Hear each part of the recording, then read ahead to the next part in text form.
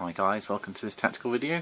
This one is for Eldar in 8th edition, and I am talking about the Wraithlord, which is a heavy support choice. Wraithlords are a funny one. They basically haven't been popular since the 6th edition codex came out. Ooh, coincidentally when the Wraith Knight came out. Oh, what a shock. Okay, so Wraithlord costs 8 power, or 103 points, depending on how you like to play it. Stat-wise, they begin with a movement speed of 8 inches, which is pretty good. Weapon skill 3 up, ballistic skill 3 up, but unfortunately all of those degrade as it takes wounds, because it does begin with 10 wounds. Personally, I would rather it began with 9 wounds so it didn't degrade, but here we are. Okay, so it's also strength 7, which is very good. It's toughness 8, which is a buff from the index. It starts with 4 attacks. It's leadership 9, not that that'll ever matter in most cases, and it's got 3 up save. Standard, it comes with 2 shuriken catapults on its arms, and wraithbone fists, which is basically just going to punch people. Now, its abilities, it has Ancient Doom, so bear in mind it does not have battle focus, which slows it down a little bit. Upgrade wise, you can replace the shuriken catapults on its arms with flamers. This model does in fact have those flamers, but for the most part I just proxy them as catapults because flamers are garbage these days. The model can take a Ghostglaive, which is the sword you can see there. Obviously I do have a sword on this. Ghostglaives are not terrible. Ghostglaives are basically plus 2 strength, so it makes it strength 9, which is very good. It's minus 4 AP, so it's as good as Melter. It's going to deny Marines any save whatsoever, tanks any save whatsoever for the most part, and it does d6 damage, so 4 attacks. That's not bad, provided you are hitting them at 3 up. Hopefully you have some kind of autark or guide on it, or, well, not guide, but you know, some kind of reroll on the attack, and this can put out a lot of damage. This could kill a tank in a single assault, which is potentially quite scary, so the Ghostglaive is pretty good. If it doesn't have the Ghostglaive, it's just strength 7, it's AP minus 3, which is 1 worse, and it does 3 damage. Okay, now, I will admit that generally speaking, if a damage does 3 instead of d6, I prefer the 3, because you are, even though it's lower average, you are taking the average, and I'd rather have that consistent damage you can rely on than a roll which could just be nothing but 1s. I'll also admit that minus 3 AP is, for the most part, just as good as minus 4. Yes, most saves will, it means most things will save on 6 up instead of no save at all, but when it comes to things that have in-run saves, it doesn't make a whole lot of difference. The difference is the strength, okay? So against vehicles in particular, the Wraithbone Fists will, for the most part, be wounding on a 4 up instead of a 3 up. So you combine the 3 up, and then combine that with the fact there's the extra AP. On every attack, the odds basically are a third better in your favour of doing something in the first place than they are with the fists against vehicles. So because I like to aim this against tanks because it's so good at killing those kind of things with a sword, I take the sword. Now the sword is only 10 points, so it's not bad. But if you are dealing with infantry, or you want to keep it cheap, you do not need the sword at all. The fists will be perfectly acceptable at dealing with that. So it honestly depends on what you want to deal with, okay? If you're going against elite infantry, just go with the fists. If you're going against regular infantry, go with the fists, okay? If you're going against super powered titans or characters, go with the fists, okay? Because the in-run saves are going to completely negate the benefit, really, for the most part. But if you are going against regular tanks, transports, anything like that, go with the sword, okay? And of course the sword is, generally speaking, objectively better apart from the damage. Now, quick touch, I know I mentioned it already, don't like flamers in this edition. I think they're a complete waste of points. I'd rather keep the catapults, especially because for both flamers you are looking at an expense of 18 points. Remember, the sword's only 10. For the catapults it's nothing, okay? The difference also is the damage is more or less the same overall, and remember, shuriken catapults have that chance to cause an AP-free wound, which is better, especially against things that are in cover, which it makes no sense, but there you go, 8th edition. But they also have that 12-inch range, which means you can overwatch with them.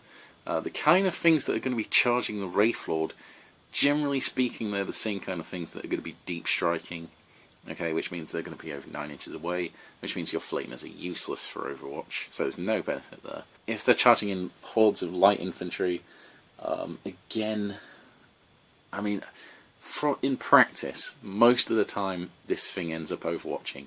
It's from outside that range for the flamers. And I have used the flamers on it, I've tried it. Honestly, you're better off for the catapults, especially for the cost. So that's it for those weapon options. Okay. In addition, you can take up to 2 items from the heavy weapons list. Now you can see I've got them on here on the shoulders. These are magnetized, so I can change them out as I wish. So any kind of heavy weapons up here. Now bear in mind, if this thing moves, the heavy weapons will be at -1 to hit, okay, which can suck a lot of the ways, okay. So I have a star cannon here, but honestly a star cannon is not a very good choice for a Wraithlord, purely because it's going to hit less and the range is less, even though it's got multiple shots, and it's fairly expensive for what it does, okay. The missile launcher is not a terrible idea because it's 48-inch range, okay. Bright Lances potentially, but at this point you want to be sitting back, okay, and they don't really mesh that well with the sword, which is something I want to get up unless you're using it as countercharge. I'll get into that in a bit. But let's just say now that there's essentially 3 different kinds of builds you can do with the Wraithlord, okay. Each one has a completely different role. And this is where I think a lot of people struggle to use them, is because most Eldar units are highly specialised, as I'm sure you're aware.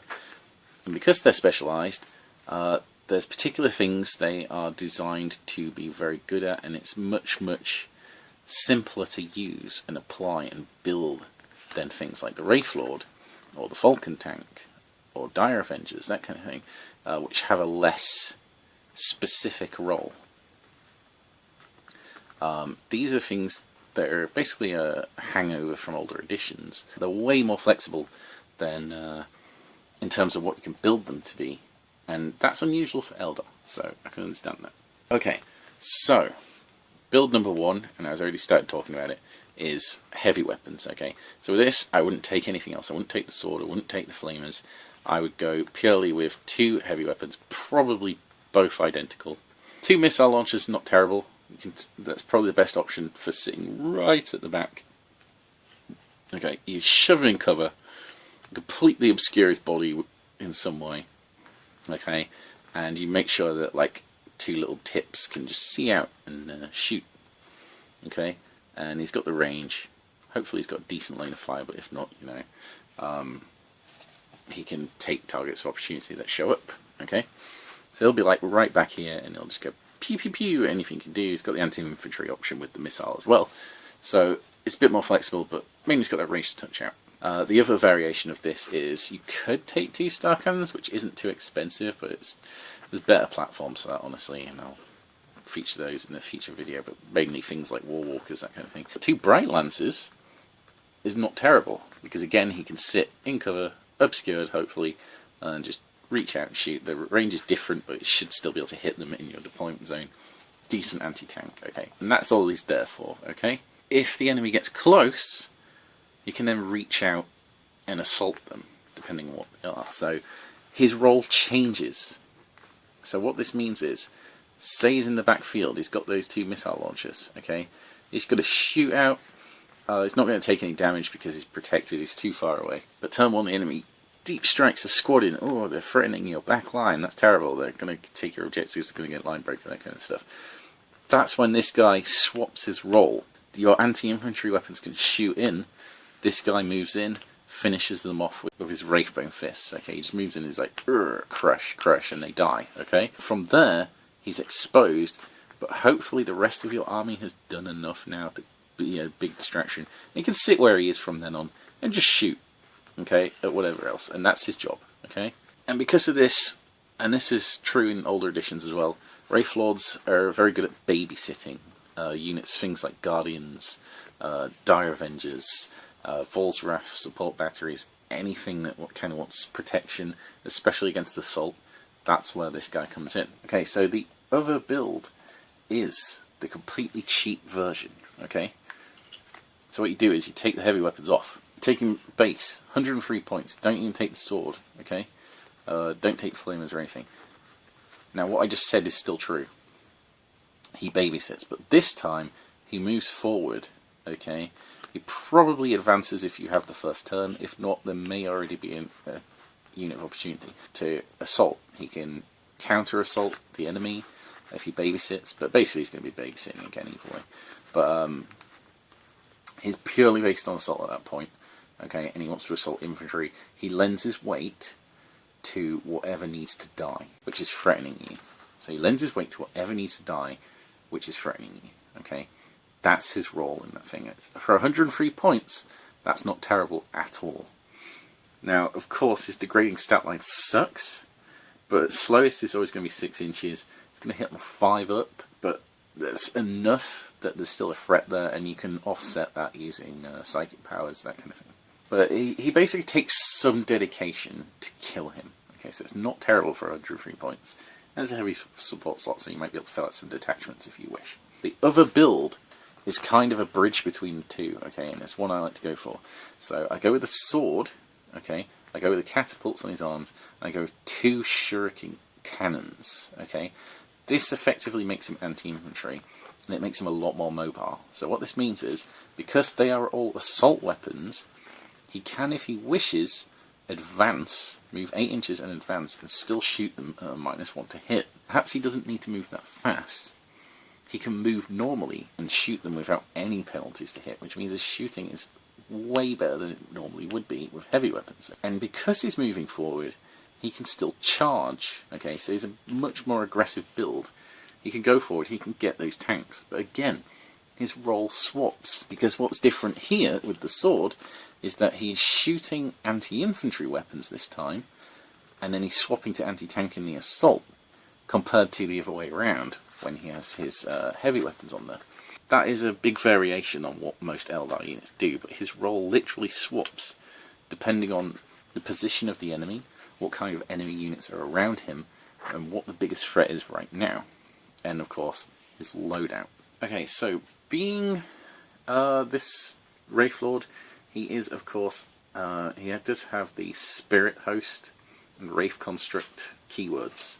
So what this means is he pairs particularly well with the Spirit Seer. Spirit Seer is, of course, can reroll hit rolls of 1 for friendly Spirit Host units attacks against enemy units within 6 inches of this model. Okay, so what that basically means is the Spirit Seer is within 6 inches of an enemy model.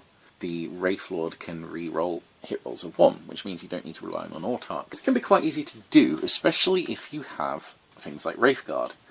Most people will put Wraithguard in a Wave Serpent, drive them up the field. If there's a Spirit Seer in there with them, they get the benefits of that too.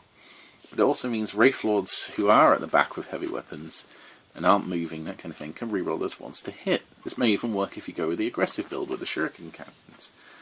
He can run forward, and he can shoot with reroll ones to hit, which is very good. Bear in mind, it also works in the assault, and that's where it's even better for him. So you could run Spirit Seers alongside this guy, but generally speaking, it pairs better with Wraithguard, Wraithblades, that kind of thing.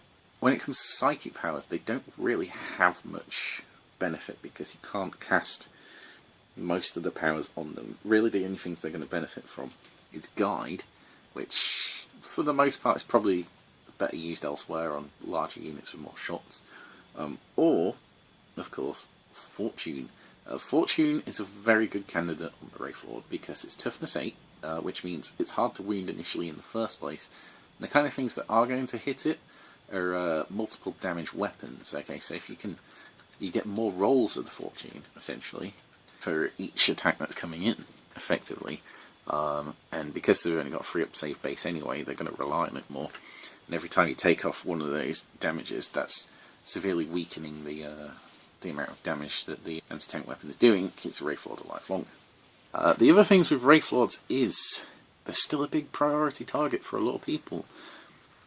You can keep them cheap and expect them to die very early, especially again if the enemy is deep striking aggressively in the assault. This guy will die a lot of the time against things that are designed to kill big scary things. So Thunderhammers, Terminators coming in. He'll probably die if they get on the charge, which is quite easy to do in 8th edition. But in turn, if he does get the chance to attack them, he's probably going to wipe the floor with them too.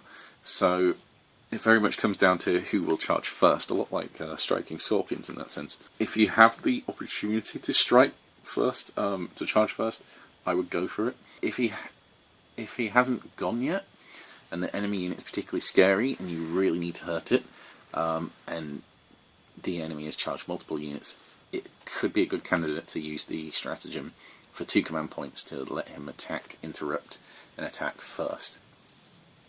That could be a good option with the Wraithlord, especially if he's got the sword. But effectively, yeah, don't expect him to survive. If he does survive, he's probably going to be severely weakened in terms of stats. So keeping him cheap. I prefer the middle of the road thing with the shuriken cannons and using him aggressively, but that is my playstyle. I like to get into the opponent's face and attack them directly. Okay, if you play more defensively, I would say keep him super cheap. And depending on what you have in your army, maybe you don't have many options for actual heavy weapon support. The Wraithlord is good as filling that role if you need him to. Okay, otherwise I would say there are better platforms for it, but maybe you don't have those options available to you. The Wraithlord is a decent stand-in for that in the meantime. But yeah, that's basically it for the Wraithlord. Let me know what you think about him. Have you had any success with him? I've found he's basically always died, but he's usually done something. Even if it was just take that initial hit, the rest of my army survived unscathed. He's just got wiped off the table, but even that's not too bad for the cost, you know. It at least takes some dedication to kill, unless you're unlucky, of course. But yeah, let me know how he gets on with for you, and of course like this video if you liked it. Don't forget to comment below any feedback, suggestions, questions, anything like that. And of course subscribe for more videos like this in the future. Thanks for watching, see you next time.